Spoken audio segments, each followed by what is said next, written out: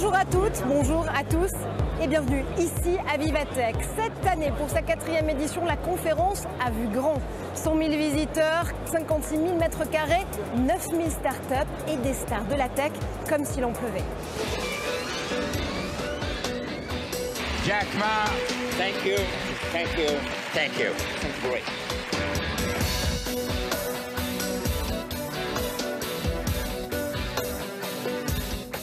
Spending time on your customers. Spend time on your people, on your own team. Don't spend time on your investors. This is why I'm a strong believer in Europe, because I'm a strong believer in France. This event is becoming what we call in French incontournable. Au-delà des pépites et des paillettes, Vivatech, ce sont aussi des ambitions. Mettre au cœur de l'écosystème les talents et les femmes. Tech for Good également, ces technologies au service du bien commun et faire de l'Europe la place forte du numérique sur la scène internationale. Et pour prouver qu'elle peut y arriver, l'Europe veut devenir la terre des licornes. Ces sociétés valorisées à 1 milliard de dollars sont la fierté des territoires qui ont su les faire émerger. Cédric O, le secrétaire d'État à l'économie numérique en France, en prévoit même une vingtaine d'ici 2025. Mais à quoi sert vraiment cette course? Et surtout, sommes-nous au bord d'une bulle des valorisations, plongées dans le zoo de la tech? Le 10 mai dernier, Uber fait une entrée tonitruante en bourse. Mais en franchissant la porte d'entrée de Wall Street, la société de VTC a définitivement tourné le dos au monde magique des licornes. Depuis quelques années, cet animal imaginaire définit une start-up du secteur des nouvelles technologies valorisée à plus d'1 milliard de dollars et qui n'est pas encore cotée en bourse. Si, comme Uber, pas mal de licornes ont cédé aux sirènes des marchés, d'autres entreprises promises à un bel avenir sont venues les remplacer à un rythme de plus en plus accéléré.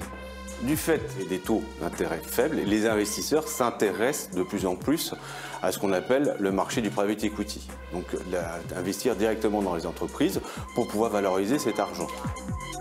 Grâce à cet afflux d'argent, en 2018, une licorne est née tous les 4 jours en moyenne. Elles sont désormais environ 350 dans le monde, la moitié aux États-Unis, un quart en Chine. En France, la dernière en date est Doctolib, application de prise de rendez-vous médicaux.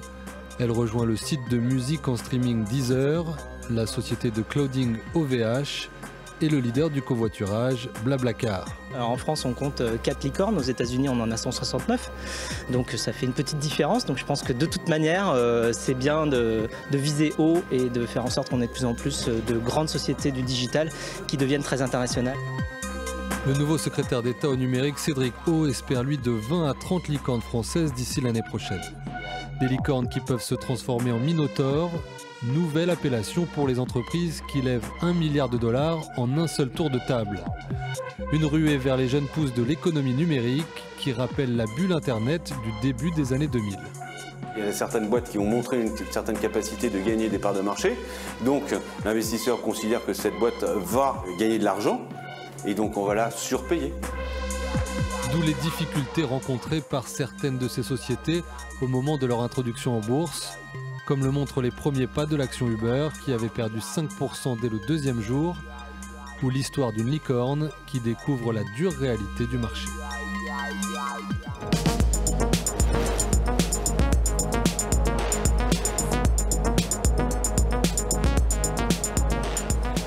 Histoire venue d'Australie. Lancée en 2013, Canva est devenue la perle rare du design et de l'édition en ligne. Avec 15 millions d'utilisateurs dans 190 pays, la plateforme produit 33 designs par seconde. Et la fondatrice de cette licorne, c'est vous, Mélanie Perkins. Bonjour. Bonjour. En 6 ans, vous avez réussi à emmener Canvas à la conquête de très nombreux marchés, même la Chine. Qu'est-ce qui se cache derrière cette ambition ? Il y a eu tellement de défis dans la croissance de Canva. Nous avons changé d'échelle. L'entreprise a doublé chaque année. Nous avons plus de 600 personnes. Dans notre équipe, nous trouvons 109 nationalités différentes. La clé de notre croissance réside dans notre capacité à résoudre un problème que tout le monde connaît. Concevoir une présentation, des images pour les réseaux sociaux. Donc nous voulions créer une plateforme qui simplifierait tout ça. Alors, la recette du succès, l'idée même de Canva, c'est quoi ? À l'université, j'enseignais l'utilisation des logiciels de design. Tout le monde avait du mal avec les bases de ces outils. Nous avons vu que les gens avaient en majorité de mauvais designs, des polices et des photos pas très belles. Et donc nous voulions créer une plateforme avec tous ces services, gratuite et facile à utiliser. Même si vous n'avez aucune connaissance dans le design, vous pouvez vous y mettre et concevoir quelque chose de super. Et ça, très rapidement. Nous avons vu tellement de petites entreprises capables de créer du contenu visuel maintenant. Pouvoir leur offrir un tel service, c'est tellement génial. Être une licorne, c'est quoi? C'est une bénédiction ou c'est parfois un peu lourd à porter comme statut? Nous avons un plan en 3 étapes. Première étape, créer une entreprise la plus viable qui soit. Deuxième étape, faire autant de bien que possible. Être une licorne, c'est encore un pas supplémentaire dans la bonne direction et c'est incroyable d'avoir le soutien d'investisseurs qui appuient votre vision et votre ambition. Et autre particularité, si j'ose dire, vous êtes la seule jeune femme à la tête d'une société valorisée à plus d'1 milliard de dollars. Pourquoi est-ce que c'est encore si rare aujourd'hui? L'une des choses les plus importantes pour moi était la rencontre avec Lars Rasmussen, l'un des fondateurs de Google Maps. Avant de le rencontrer, je ne me rendais pas compte que des personnes tout à fait normales et sympas pouvaient créer des entreprises aussi importantes. Réaliser que c'était quelque chose de possible a complètement changé mon point de vue. Donc je pense que voir plus d'entreprises avec des personnes normales, grandir et résoudre de grands enjeux peut encourager les gens à aller dans la tech et qu'ils se disent que c'est possible. Merci Mélanie. Merci. Et elles feront peut-être un jour partie de ces animaux fantastiques. Les startups à Viva Tech fourmillent d'idées.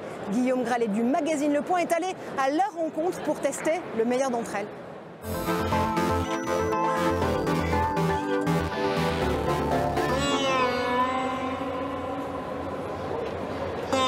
Alors à Viva Tech, on rencontre beaucoup de monde.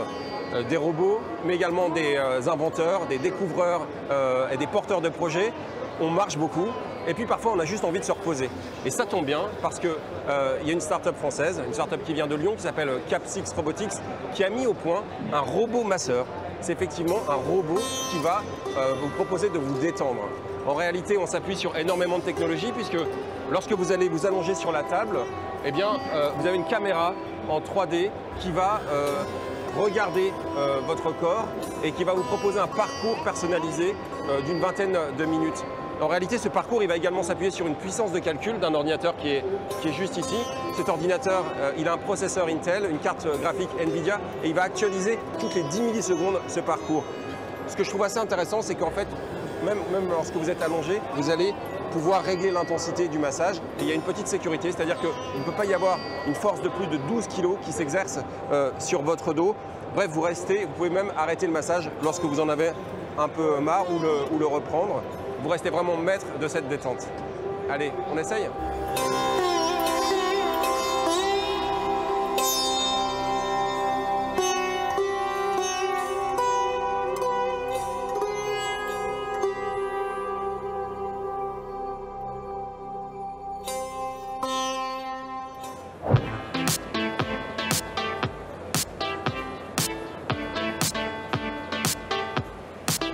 On va s'intéresser maintenant à un élément extrêmement essentiel qui recouvre 71% de la surface de la Terre, l'eau. L'eau dont on va pouvoir anticiper les changements de température, mais également, et c'est ça qui est extrêmement intéressant, le taux de pollution. En réalité, Bioceanor, qui est basé à Sophia Antipolis, a mis au point cette station météo sous-marine qui va s'appuyer sur cette bouée. Et à l'intérieur, eh bien, on va pouvoir mesurer en temps réel le taux d'oxygène, le degré de salinité, mais également la température. Toutes les données sont ensuite transmises à distance grâce à des ondes radio et vont pouvoir, grâce au machine learning, anticiper les changements climatiques. C'est extrêmement clé, notamment pour pouvoir protéger au mieux le corail ou pour favoriser l'aquaculture. Nous avons la chance d'avoir avec nous Samuel Dupont, qui est créateur de Bioceanor. Qu'est-ce que vous mesurez exactement avec cette station météo? Alors grâce à cette station météo, on est capable de mesurer plus de 20 paramètres en temps réel et par prédiction. Des paramètres très simples comme la température, effectivement, mais on peut aller à des paramètres plus compliqués comme le taux de chlorophylle ou le pétrole raffiné.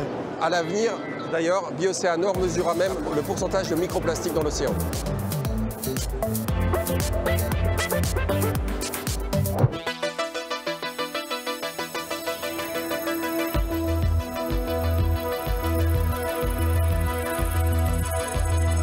Alors on a ici un aperçu du futur de la mobilité, en tout cas c'est ce dont rêve la société Overtaxi basée dans le Castellet, dans le sud de la France.